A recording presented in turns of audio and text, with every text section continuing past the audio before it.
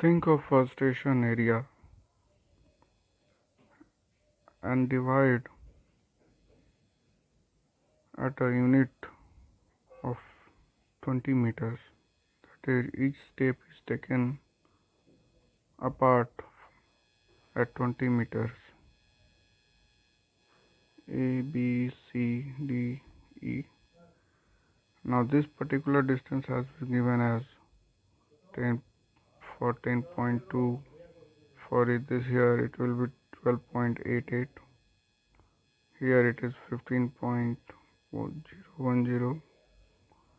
Here again, and likewise. So now we have to calculate the area by trapezoidal rule.